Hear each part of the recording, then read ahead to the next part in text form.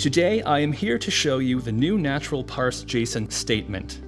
For this, we will process in a simple natural program created using natural1, data which has been passed to us in a work file. You can see the work file here and the data in JSON format. The content is basically employee data, and we have some ordinary fields like personnel ID in the structure, for example, job title. But we also have multiple value fields, such as in the address field, which can have multiple entries and also phones. Other than that, it's just an ordinary JSON file. Let's take a look at our small natural program.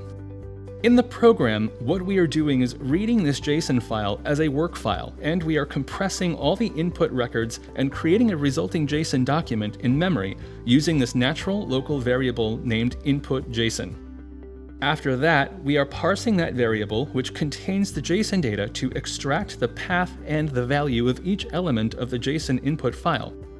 We are checking to see in which path we are, and then we are moving the corresponding value to the relevant field in our local data area. I will show you the local data area later. So I'm doing this for all the possible data items we have in the JSON document, and especially for the ones that can have multiple values.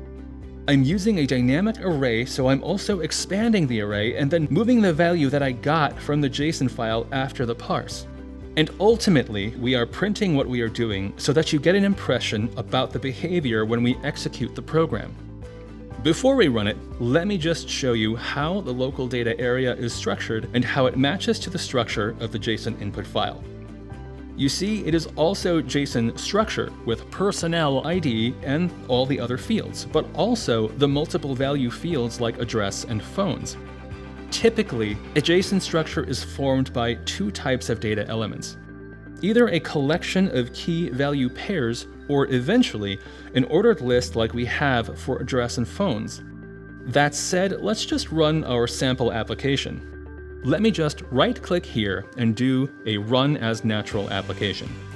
It will prompt me to point to the input file with the JSON data.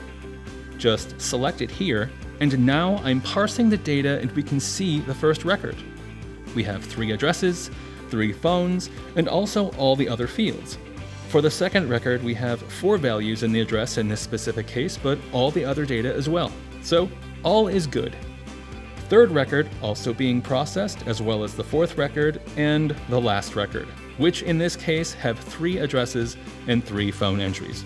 Okay, you can see how easy it is now with the new parse JSON statement in Natural ZOS on mainframe and Natural for Linux and cloud to process data that you are getting in a JSON format using Natural. Hope you like it.